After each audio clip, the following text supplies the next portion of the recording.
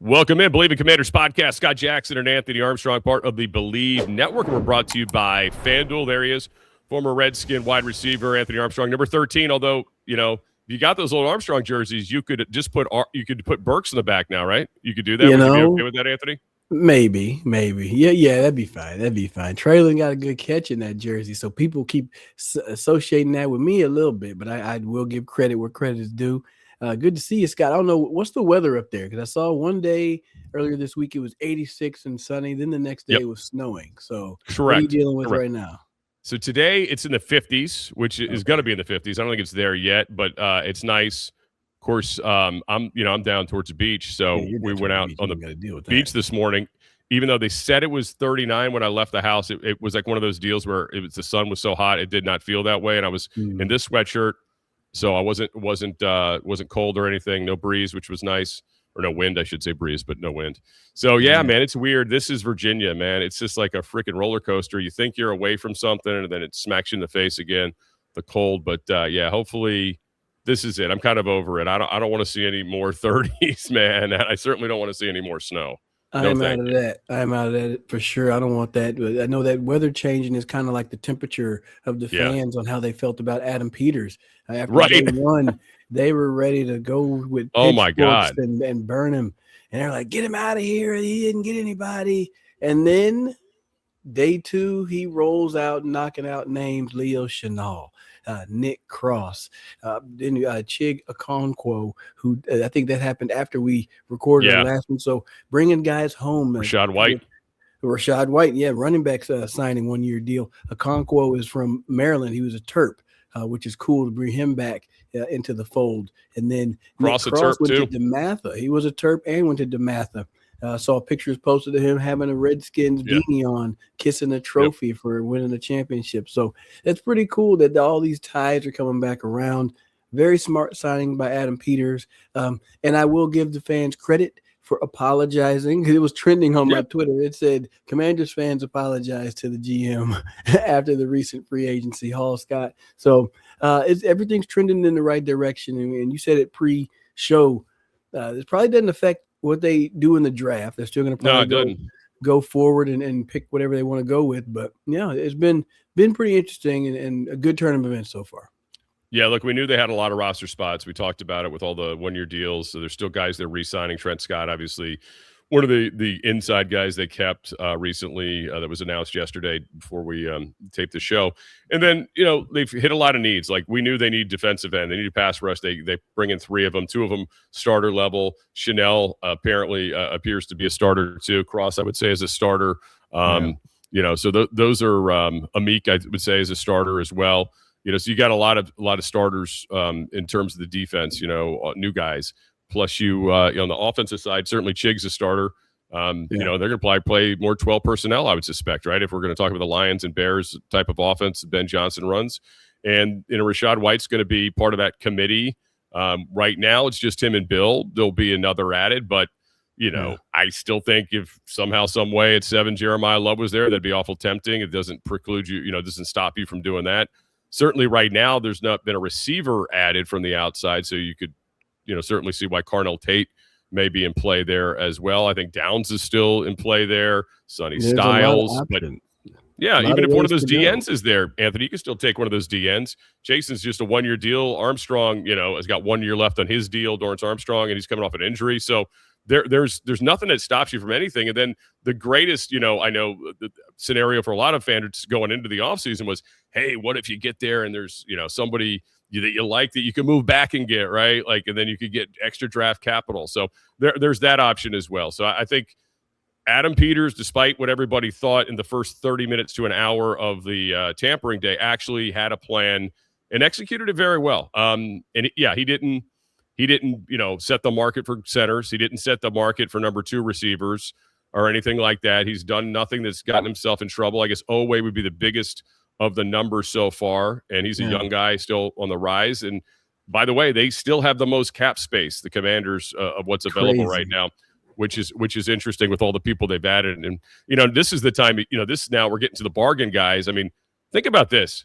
They got Rachaad White on a 1-year, $2 million deal. Did you see what Chris Rodriguez got in Jacksonville? It's 2 years and 16?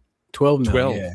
Yeah, 12. Yeah. So think about that. And I'm not knocking Chris Rodriguez. I like him. You and I talked about him a ton during the season. We wish he was given more opportunity. But, I mean, Rachaad White, production-wise, has shown you more in the NFL than C-Rod. No offense to him, but and as a receiver, which is what they want in this, you would suspect in this offense, right? That's going to be a big part of it, is guys who can catch the ball in the backfield. One thing, when you look at how APs set these deals up, they're very strategic, right? Everybody's like, oh, good, they're really short, right? And from the outside looking in, you're like, oh, that's because we can get out of it, and if they don't play well. But on the flip side, it's because the player gets to bet on himself, right? The player gets to bet on himself, and it's like, for Owe, he's a 4-year deal, so he'll be 31 at the end of this thing. And there's probably out a little bit earlier if they need to, if something doesn't go right. But Okonkwo, I think he's a 3-year deal, so he'll be 29. Chanel is a 3-year deal. He'll be 28 when he comes back around. And if they continue to ascend and if they play well, then Adam Peters, who said earlier in the offseason, we like to pay people that we know. We don't want to pay people that we don't know. He's getting guys that are going to be young. They're getting contracts that are maybe a little bit. They're not setting the standard for the resetting the market, like you said, but they are something that's good money from what the guy was getting before, right? So you're getting a good pay bump. Your GM is coming in and saying, "Hey, man, we think that you are a player that can really help this team go to the next level. We're going to give you an opportunity to do that." In exchange, hey, the contract may be a little bit smaller, but you're going to get the opportunity. We believe in you. And it's a roll the dice for both people. And I think it makes a lot of sense. You're going to get people that are going to be hungry and they want to prove that they deserve to be there and they want to put on for their team, put on for the GM that believes in them. And they're very smart deals for me. Very smart deals. And the fact that they were able to knock out at least 5 of the positions that you needed, edge, tight end, safety, linebacker, and running back through all those selections, you've limited what your shopping list is heading into the draft, Scott. And I think that's it's calming, right? I'm still the glaring need is center and receiver, but I feel much better right now. Yeah, and center might be something they have to wait on until April, right? Till the draft comes up, to get somebody to come in there, and in the meantime have Allegretti play it. Who they got to look at him at the end of the year. You got to think David Bleav had a big say in their new defense or offensive line coach, what they thought about him after those, seeing him at the end of the season, if they felt like he could handle it. I say this too. What I like about, as you said it too, I like these, and there's more of these around the NFL, these 3-year deals, right? You see a lot more of them.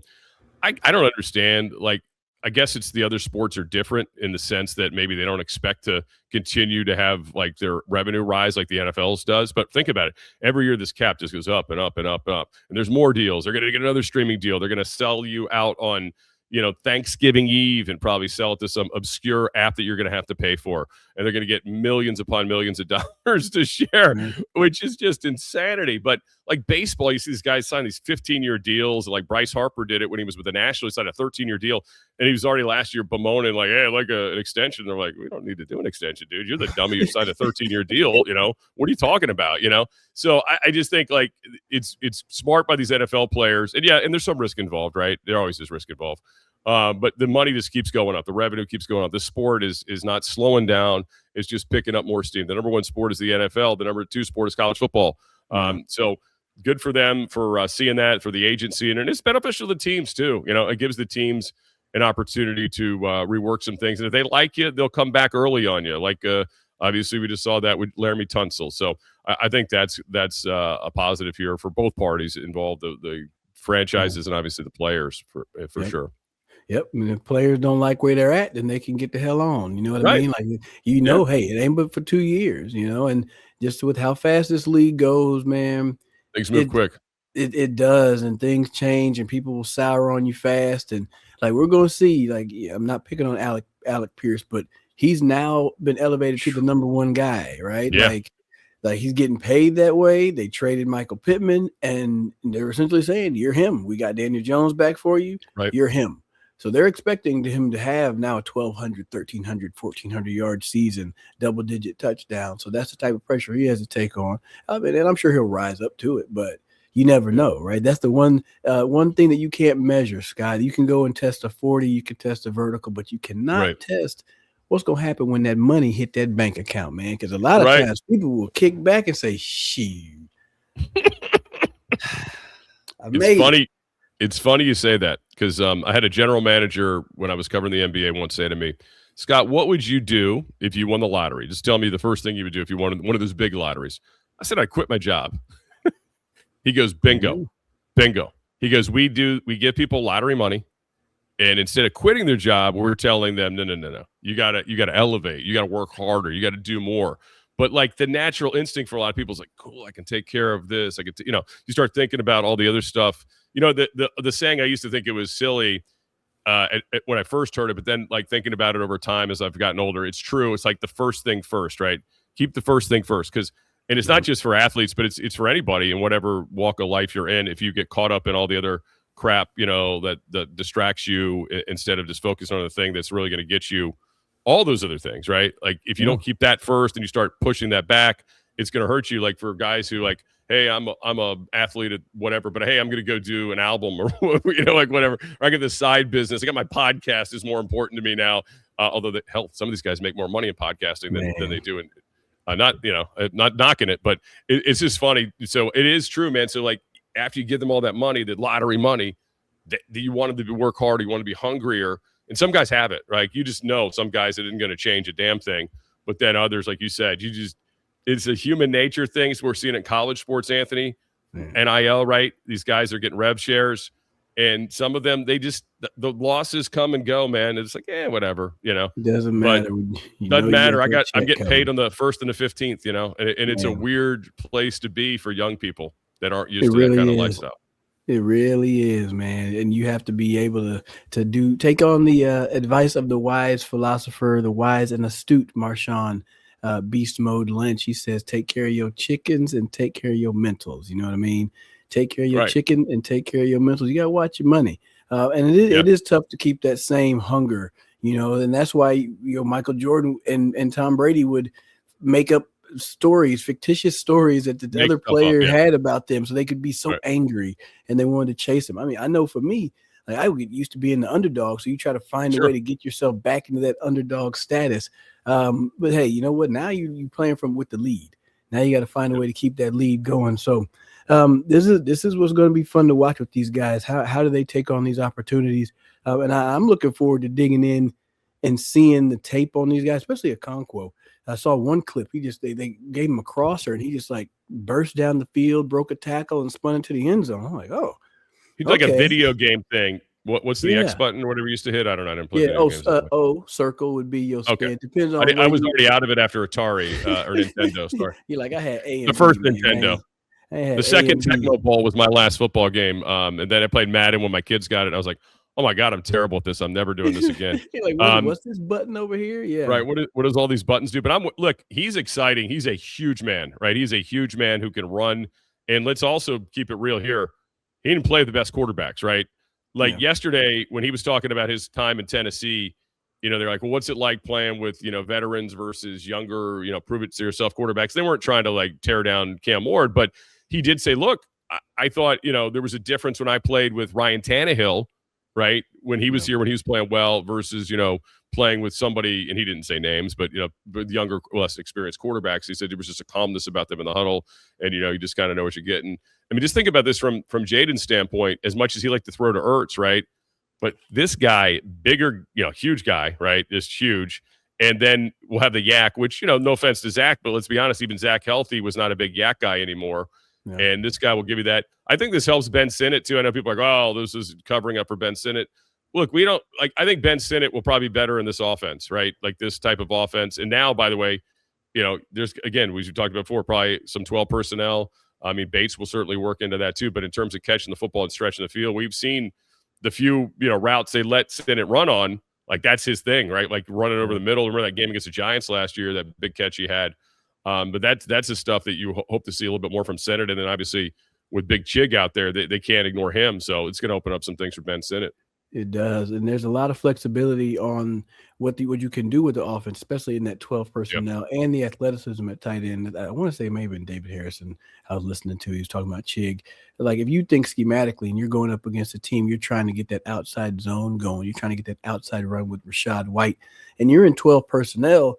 Ben Sinnott and Chig could be out there, but Ben, Yep. I could say, got to give him credit. His blocking has improved a lot. Yes, it has. Last He's season. put work into that. He's been busting his ass on that. So kudos to you, Ben Sinnott. That's going to put you on the field more often. So now you're getting this ace set, this 12 personnel, and it's balanced across the way. Jaden's under center. They can run the stretch. They can run the keep off of that. And Right. you have just enough athleticism and just enough blocking skill to stay on the field. And then if they want to go no huddle and spread it out with those 12 personnel, it puts a strain on that defense. So it's going to be fun and interesting to see. This is Bleav in Commanders. I'm Anthony Armstrong, Scott Jackson over there, brought to you by FanDuel. Oh man, where are we going next with this? Like, I want to talk about Rachaad White a little bit more. Just the natural pass catcher that he is out of the backfield. And I know some people kind of knocked him well, he never really grabbed the hold of that number one spot there in Tampa. He got beat out by Bucky Irving, and then at times they were Tucker would took some reps from him. I don't know. I just think it's a good spot for him because, again, the Commanders aren't asking him to come in here and be the bell cow. But that, by the way, if he has to do it for a few weeks, he can handle it, right? And we don't know what the other person is. Is Jeremy McNichols re-signed? Do they find somebody else to fit in that mix? Or, of course, which is a lot of Commanders fans' wishes, is that they maybe fall into Jeremiah Love, or he falls to them, I should say, at that 7th pick. But I think just for what we know now, which are the two guys, Bill and Rachaad White, I think it's a nice little combo because I do think Bill showed you as the year went on, once he got a little bit more comfortable, he can run through tackles, right? Bill's not afraid of physicality. Bill still got some work to do as a receiver, but I think he also, given his opportunities, did pretty well. But, Rachaad White's just a natural, coming out of the backfield, catching passes. He is. I'm looking at his statistics here. 88, 89% catch percentage. So he's very dependable in that regard. His high was his second season. He had 549 yards receiving, 64 receptions. He also put up just under 1,000 yards. He started and played all 17 games. This was in 2023 for Tampa. So the guy's been exciting, and he gives you, once again, flexibility to be able to do some different things out of the backfield, line him up outside. I'd be interested to see how that goes. Yep. I think the running back room still needs a banger. You're going to still want to get a bigger body. And this may be where you do it in the draft. There are some big kids in the draft.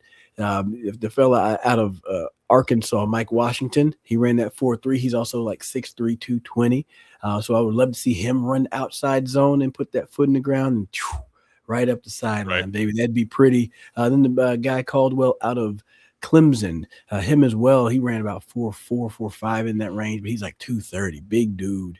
You need to have one of those sledgehammers or wrecking balls. That's what we're gonna call them. One of them wrecking balls in the backfield to really have that power punch to your offense, Scott. Yeah, we'll see what materializes, between now and the draft in terms of adding to the roster. But to me, right now, still Love's in play, Carnell Tate's still in play, Sonny Styles in play, Caleb Downs in play, and I think you could say again, we went through it a little while ago with just contracts and how things are. A Ruben Bain, Bailey. If he, I don't think either one of them. I don't think Bailey's fallen. Bain maybe. Sure. Reese is probably long gone by that point. Anyway, so I just think it's a nice thing to have, and the Commanders right now have 6 picks right in this draft. They're going to have to obviously get some undrafted free agents.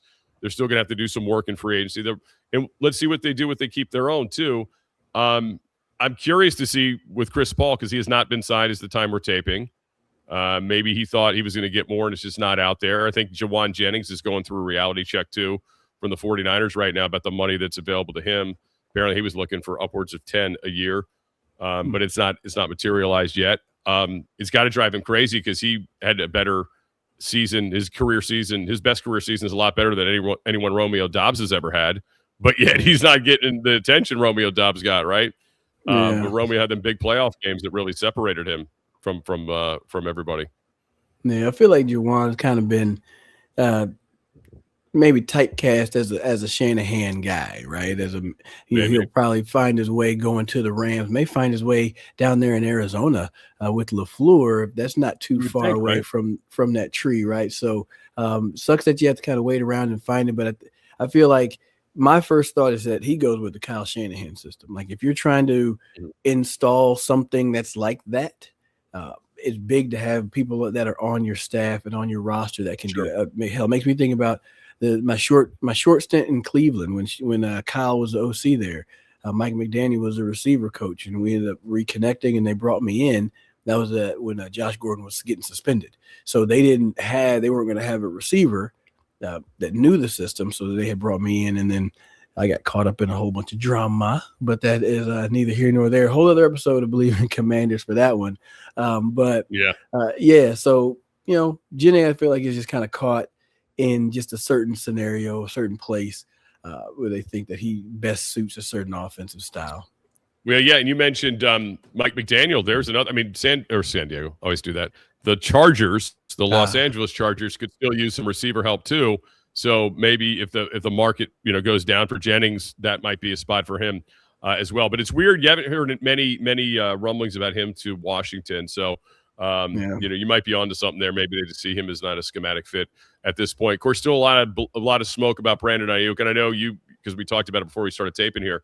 You and I both watched that TJ Houshmanzadeh video the other day, and there's a lot of red flags, man. And I've heard some other stuff about his just kind of like his presence or lack thereof with some people that are supposed to be important in his career. Obviously, the Niners have not technically released him yet anyway. But I don't know, man. There's just a lot of things that make me uneasy about the situation. And there's been some reporting that the Commanders not really looking at him as the number 2 solution anyway. Even if they did bring him in, they're still trying to find a number 2 candidate, because probably they also understand there's some risk here with somebody that may just not be into this anymore. I don't know how else to put it. Every time I speak on him, it's I hope he's okay mentally. Right. And it's just because from the outside looking in, it's like you just gave up lottery money. We talked about it earlier. You just gave up lottery money. Something was done to void the contract, whatever it was. I mean, I saw something that was saying it had to do with training, doing rehab away from the facility. And contracts are going to have various points of language that are going to try to help the certain party get out of things. That's how they save their money. Right. But also, you hire people that should have caught those things and will point that out. Right. Or if you know that, hey, I got this injury, and it's like, hey, FYI, you can't train away because it's at this thing. Or you come up, you know what I mean? So there's a point of communication in there that was missing. But as on the Commander side of things, you got to take that Adam Peters approach. He's under contract, so that's still something over there that they got to handle before he can even leave and go anywhere. Can't even mess with it. But out of this whole love triangle, not Jeremiah Love, but just this whole scenario, AP is the who's that daggum actor that is 6 degrees? Kevin Bacon. AP is the Kevin Bacon of this thing, because he knows JD5, he knows Brandon Aiyuk, he knows Shanahan, he knows Lynch. If there's shady mess that happens with that organization, he knows about it. He knows how they do. Right. So there's just so many points of this where it's like, I'm like, I don't know. I'm cool on the drama. If you have the conversation and it's all good, you find out that he's fine. It was just, some bad juju, bad sushi in San Fran. Okay then, right? But then after that point, it's got to be football. I don't need Jaden having to babysit. I don't Stay want off him to do the socials. I don't need your weird posts. Cut it out. No more no more driving by stadiums or whatever. No more shooting people's iPads and sharing their playbook. I mean, come on, man. I mean, this is just childish stuff. I mean, it's not good for anybody. But maybe with one of his other dogs from ASU there, with White, that would help. I don't know, but we'll wait and see. Again, he's not even available right now at this point, and it's kind of a moot point. But I'm just encouraged by what they've done to this point, because they've hit a lot of needs, and I think there's still time. And by the way, there's guys that could be released, right? There's guys that could be traded, and I get it. They don't have a ton of picks this year, but really the draft capital year, by the way, is 2027. That's the year you want to have draft capital as you're seeing with the Jets and some of these other teams that are, I don't want to say tanking, but sure seem to be set up to not be very good, right? And to have draft picks, for 2027. That 2027 draft is shaping up to be pretty special potentially, not just with quarterbacks, but just all around positional depth. So I just keep that in mind too when we bemoan, oh no, just 6 picks this year. Maybe that's part of the plan is more focused on back, looking towards 2027 too, and handling a lot of the stuff in free agency, which they have done a nice job of thus far. Yeah, I'm gonna tell you, the thing is we can't. I don't know what saying it is, but you can't have your cake and eat it too. I know that much. We can't think about that 2027 draft. It's like, because when the 2026 season is here, y'all are not gonna give a damn about that. Well, we got set up for the draft. Yeah. Shoot, I don't want to have no conversation about the draft until after the Super Bowl. You know what I mean? That's the type of focus that I got. Let's hope that's that kind of season, right? Back to that. Yeah, you want that type of season. That's the focus in the building, right? How do you put the best product on the field right now? How are you going to get wins right now? You talk about focusing on the moment that's at hand. It's going to be here. And if we know Adam Peters from how he's been these first few years here in Washington and the way he's wheeled and dealed and made some things happen, he'll set the team up for in a good position in 2027. But we're focused on right now, and we're focused on how this team is built today. That being said, let's say goodbye until next week, and hopefully by then we'll have some more news to break down and more signings. But so far, I guess Adam Peters is okay after all. That's what I'll sign up for this first week after all the panic on tampering day. We need to remember this for next year. Just again, tampering day, and time. So it doesn't mean you have to have everything announced immediately for it to work. Hell, the Ravens had the biggest announcement early, and look what happened. It ended up not even happening. That's so damn dirty. That is dirty. That's like serving a crab cake with all that bread filling, man. That is, y'all would be pissed off up there. Lump crab, it's lump crab. Not good. Yeah, that's not good, man. Let's get up out of here, man. That's Scott Jackson. I'm Anthony Armstrong. Appreciate y'all staying with us. Make sure you like, comment, subscribe at wherever you listen to your best podcast. And we're brought to you by FanDuel on the Bleav Network. Talk to you later. Be good.